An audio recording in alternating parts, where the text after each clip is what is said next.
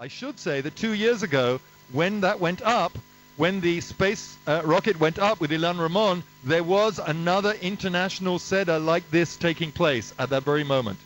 Okay, at that moment.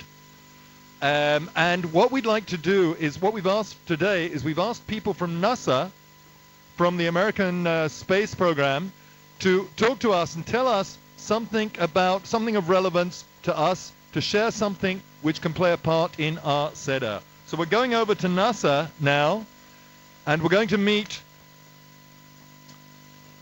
Are we going over to NASA? Where is NASA? We're here. Okay, great. And would you please introduce yourself, Leon? Yes, Shalom Talmidin. I'm Leon Blum, and I'm here in Houston, Texas at NASA Johnson Space Center, and where Mission Control is and where the astronaut corps stays and trains. And we're glad to join you here today. Tonight for us is Tu B'Shvat. It's still early in the morning for us. Terrific. Well, Leon, what we'd like to hear is a little bit about, we understand there's been some research into trying to grow plants in space in a weightless environment. Can you say something about that? Absolutely. One of the things that obviously in space that you have as a problem is that you can't just you have to bring your food with you. You can't just go out to a restaurant. You have to carry your food with you. You have to carry your water with you. So food and recycling is very important to NASA and to the astronauts. One of the things that we've done a lot of research in is not just the closed environment where you have everyone together and you have to bring everything with you, but also the recycling. And so some of the things that we're working on are things like dwarf wheat, where we can have a smaller wheat plant, but a much larger output of wheat from that. Other plants, we have to know what kinds of things can grow in space. Obviously, we have a confined amount of space. We only have a limited amount of space, just like in Israel. So we have to be more resourceful. We have to be able to grow much more efficiently. And we also have to be able to recycle what we have there. So the water, the oxygen, the carbon dioxide that you breathe out is taken in by the plants. And we obviously take from them the resources, the fruit from them. The main importance for here on Earth, too, is that we are also improving the way that we grow and we use our resources here on Earth. Terrific. Thanks a lot. That kind of answers a little bit. That's a great answer. Are there any experiments that you're doing which are connected in any way with Israel? There are some research that's going on that certainly would affect Israel. One of the advantages to being out in space is that we obviously can see the whole planet. And one of the advantages to the Earth is that it allows us to view the entire world all at once and recognize that there's a lot more similarities. One of the questions that came from the school was, well, how do you view Israel if you're overseas, and how do you view overseas if you're in Israel? And obviously when you're in outer space, you see everything all together, and you recognize that we all really are a small part of a bigger whole. That whole part of the Earth, the Tikkun Olam, is much more important because we all are together, and everything we do affects everyone else. So what you're saying is Tikkun Olam becomes more meaningful when you can see the whole Olam in front of you. Absolutely. Absolutely. Terrific. Thank you. Let me ask you, in closing this particular piece, Leon, can you tell us something about NASA's relationship with Ilan Ramon? Well, he was certainly part of our family here. The astronaut corps is integral to everything we do.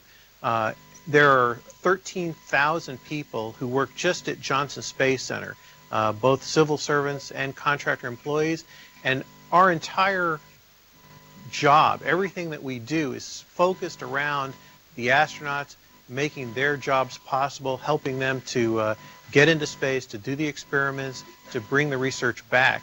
So Ilan was a part of the whole family, and his loss was deeply felt by all the people who lived here, worked with him, trained with him. One of the things that's important about Ilan was the measurement of his life and the success and his achievements. And we hope that people take from that the importance of focusing their efforts, studying hard, setting their goals high, and applying themselves now, especially where you are in school, the students that you have around you, they are at a good place right now to start focusing their attentions and their efforts to becoming better at science and education so that they can do more with themselves, so they can apply themselves. And hopefully some of them will become astronauts. They come down here to Johnson Space Center and we'll be looking for them here. Okay, maybe we got the next Ilan Ramon right here. We have an astronaut? We hope so. Okay, fine. Good, good, good. Now, let me ask the Chevre in Toronto in the Bialik School if they have a question for Leon. Just one sec. Let's see if there is. Are we Bialik? As the first Israeli to ever go into space, did Israel feel a lot of pride in that? Effort? Okay, that's a question for us. Okay, Leon, just stay on the line. That's a question for us. When Ilan Ramon became the first Israeli to go into space, what was the atmosphere in Israel? Was there pride that was felt here? Someone willing to answer that? Is there a mic? Where's the mic? There's an answer right here.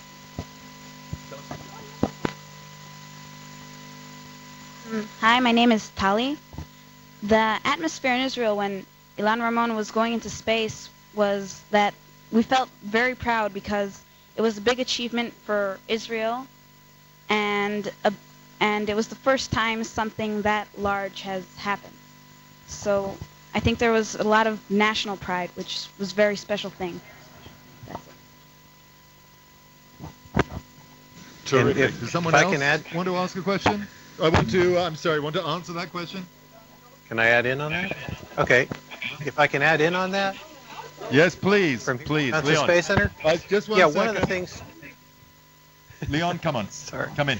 I just want to mention, too, that it was a big source of pride here in the Jewish community to have not only an Israeli, but also a Jewish astronaut. And he came to the synagogue here. He was somebody that we recognize as important to the community. It was very important, and it was a big thing because not everyone, it's not like in Israel where you have a lot of association with other Jews. Here we're in the middle of a very large Baptist community, a very large non-Jewish community, and there are people who you can meet from time to time who have never met anyone Jewish. So it's very important for us to have somebody in the astronaut community that is Jewish, that people would say, oh, well, maybe we should find out more. We'd like to know more about Hebrew. We'd like to know more about Israel. We'd like to know about Judaism. And so it's very interesting having him here as an astronaut. It was very big for the Johnson Space Center Jewish community. Firstly, I think that's great. And of course, that links into what we were talking about before about the connection between Jews all over the world and Jews in Israel. And what you're saying is Ilan being in Houston very much represented that connection in a very real and personal way. Leon, thank you. Stay with us. Stay with us. What we're going to do now is we're going to go out and add another very important aspect of Tu B'Shvat, which is the tree planting aspect. Among other things, we'll be planting a tree for Ilan. But before that, we're going to go out there and we are going to plant trees for the different schools here in the grounds of Bet Chinuch. Is Alan with us? Or who's out there? Is it Alan? Hello, Steve. This is